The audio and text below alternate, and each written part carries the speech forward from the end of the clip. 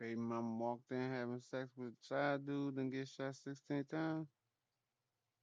Baby father walked in on baby mama having sex with side dude, then get shot 16. Set up. Set up.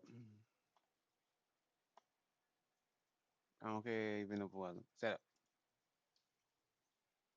He came unannounced. He didn't tell me. I was unaware that he was coming or had plans even to come.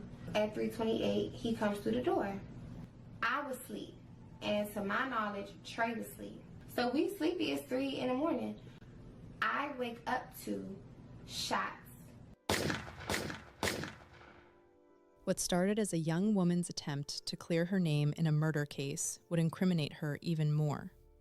20-year-old Tyree Richardson was shot 16 times after walking into what he thought was his home. But when That's a full clip, by the way. his baby mother decided to tell her side of the story on social media, she may have talked herself into an indictment. Her name is Autumn Anderson, and her own words may have sealed her fate. I seen some comments like, how do you sleep through 16 shots? I hopped out to the first one. Trey is literally sitting up in the bed, shooting in the door frame, and I see Tyree's silhouette in the door frame. I thought that Trey was going to think like he was there off the strength of me. And so I jump up and I run out of the room. When I'm running out of the room, Tyree is literally falling into the room as he's being shot. He was shot 16 times. The way Autumn described watching her child's father get gunned down felt cold and emotionless. No tears, no trembling voice, no visible trauma, just facts delivered like a weather report. After Terrence Kenneth Yancey, the shooter, was convicted and sentenced to 18 years for voluntary manslaughter, this case seemed to have closed. But Autumn's decision to go public with her story did something unexpected. It made people question whether the real mastermind walked free. But at the end of the day, if Tyree would have known who was in that house, he wouldn't have put himself in that situation. And he was in that situation because of his love of what he thought was genuine. And genuine wasn't nothing but a fraud, a fake, and a phony. Materialistic.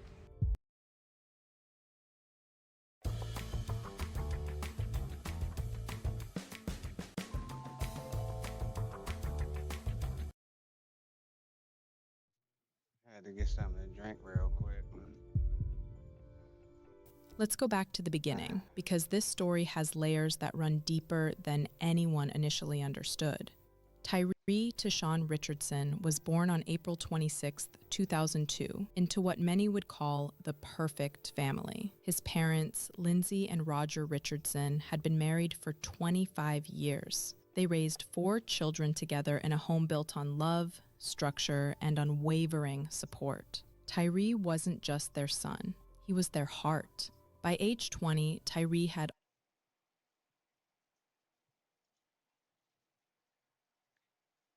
Ain't no way, but whatever.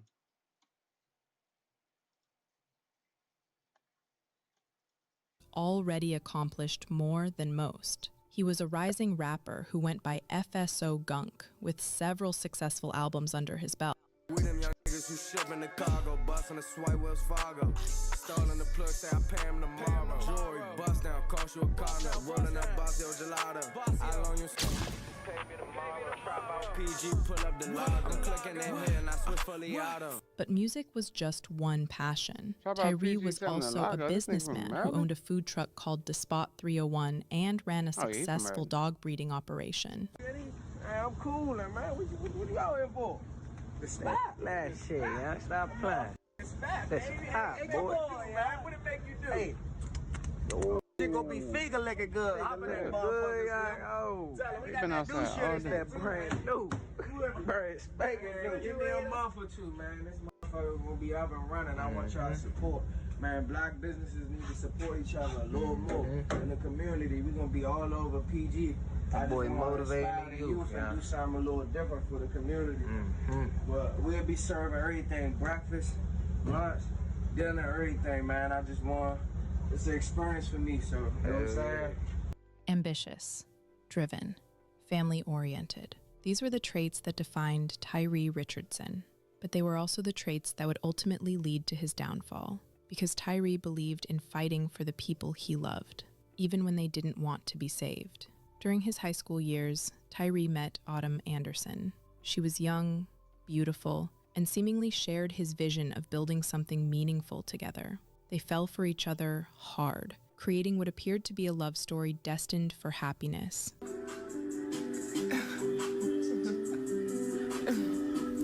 Autumn often claimed she loved him, especially when times were good between them, but their relationship was built on shaky ground from the very beginning.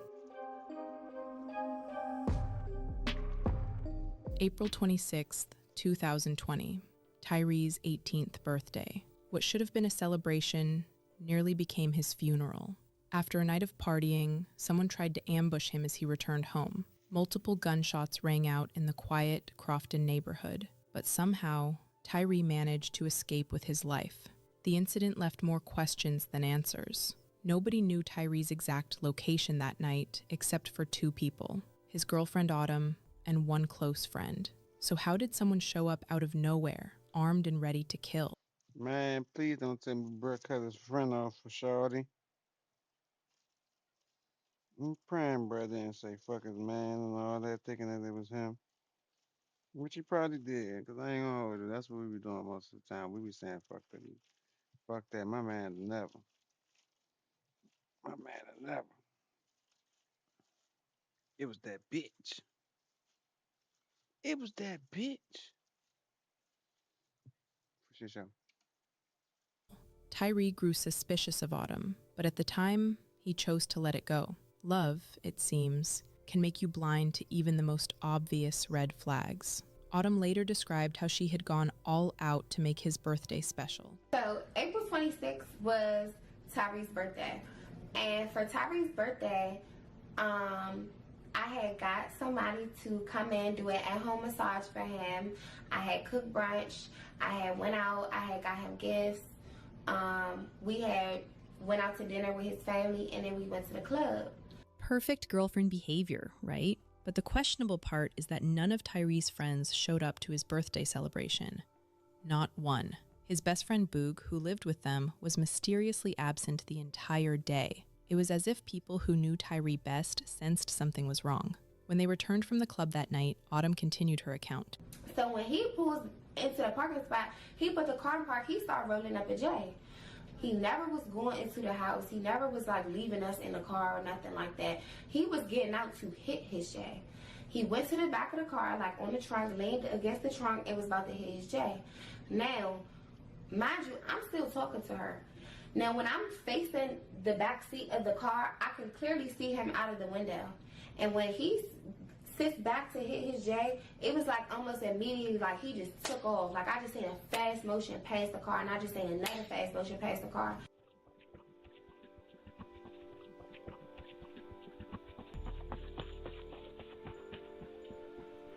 Someone knew exactly where Tyree would be and when he'd be vulnerable. The setup was too precise, too calculated to be random. Yet, somehow, Tyree survived that night.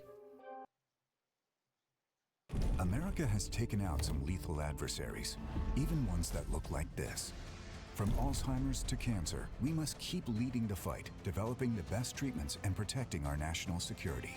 Let's keep medical research here in America.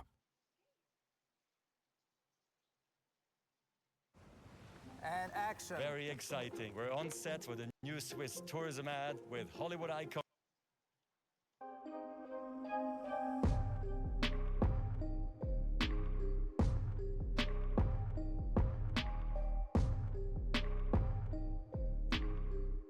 But surviving the first attempt only made Tyree more determined to figure out who wanted him dead, and that investigation would lead him down a path that connected directly to the woman sleeping beside him. In the weeks following the birthday ambush, disturbing details emerged. Through social media and street intelligence, Tyree discovered that the person who had tried to kill him was connected to someone very close to home. The friend who lived with them, Boog, had been dropped off at a library near their neighborhood by someone with direct ties to Tyree's would-be assassin. the same friend who was conveniently absent during Tyree's entire birthday celebration. Mind you, he's lived with us ever since we moved in. And so that's why I felt the need to, come on here and really be very thorough about what happened to the full extent. Whether it make me look good or bad, like Tyree definitely was looking at my friend. Yes, he was looking at her because she was the only person with us that night. While she admits Tyree suspected her friend of setting him up, she fails to mention one crucial detail that would later become the centerpiece of everything that followed. During this same period, Autumn was already involved with another man, a man named Terrence Kenneth Yancey, who went by Trey. And according to Autumn herself, this relationship had been building for months. The stage was set for a deadly love triangle. Tyree fighting to save his family and relationship, Trey falling for a woman who belonged to another man, and Autumn playing both sides while appearing to choose neither. Fast forward 2 years, Autumn gets pregnant, and despite all the red flags, all the suspicion, all the near-death experiences, Tyree tries harder than ever to make their relationship work. He wants to be a family. He wants to give his son the stable, loving home he grew up in. But Autumn had other plans. Was this all an elaborate setup from the very beginning? And if Autumn was willing to orchestrate one attempt on Tyree's life, what would stop her from trying again? Before we get too deep, please remember to like, comment, and subscribe if you find value in these discussions. By 2021, Autumn was pregnant with Tyree's child. What should have been a joyous time became the most turbulent period of their relationship. Autumn admits that getting pregnant sealed the deal for her living arrangements, but it also sealed something else, the beginning of the end. During her pregnancy, their relationship became increasingly volatile. Autumn discovered that Tyree was involved with other women, and her response was to lean further into her connection with Trey. But she wasn't just emotionally checking out. She was actively building a relationship with another man while carrying Tyree's child. The duplicity ran both ways. While Autumn was secretly building her future with Trey, Tyree was fighting desperately to hold on to what he thought they had. He supported her dreams, paying for her cosmetic surgery procedures, buying her cars, and providing everything she needed, all while she was planning her exit strategy. March 2022 brought their relationship to a breaking point. COVID-19 had shut down Autumn's beauty business, forcing her to rely entirely on Tyree for financial support. She was living in his house, eating his food, driving cars he paid for, all while maintaining her relationship with his rival. The recorded conversation that follows reveals the true depth of their dysfunction. Tyree, desperate and broken, pours out his heart in what would become one of the most haunting pieces of evidence in this entire case. You should allow me to work the shit off my child for you, for all the shit I dragged you through for the last 4 years, I honestly feel as if our next 6 months is going to be so great about our relationship that you will be able to just forget about everything that's happened in the past. I just really think you would see a greater change. I don't like when you tell me it's no more because I really got shit. I really do care. I really do think that this can work. Don't keep cutting me off. I really do think that this can work. I know we can work it out. I want to do this shit with you without my home, without you being in my home, without you being here. It sucks. It's empty. Yesterday, I was fucking in my room all day. I can't keep doing this shit. I can't keep living like this. I don't want to be with nobody else. I'm sorry. I'm sorry. I honestly don't know what to say. I can just tell you I'm sorry because I've literally done a lot of shit that's weighed this relationship down. I've done a lot of shit that can make you hate me. I've done a lot of shit that can make you look the other way when I could be saying something right. But I just want you to open your mind up and just to see everything we losing. A house. Me being with my child every day. A bunch of shit. Like, I don't want to lose my love with you. I don't want to have to restore all that shit. Then we come back to each other and we work it out and then we have to do all that again. I don't want to have to do that. I don't want to stop the baby steps again. I'm just asking you to try. Hey, any sign of me cheating, any sign of me doing anything wrong, you can leave. You can go right out the door. That's what you don't understand is I don't want to work it out. In order to work it out, no way. Wait, let me finish. I know you don't want to. I already understand you don't want to work it out, and I know why, because it takes me this long to try to and put it together. I'm not done but talking. that's You not just the got me way I talking. want to go. So can I talk? Yes. In order to work something out, both people have to want it. Yes. And I don't. So I'm telling you how this is going to go.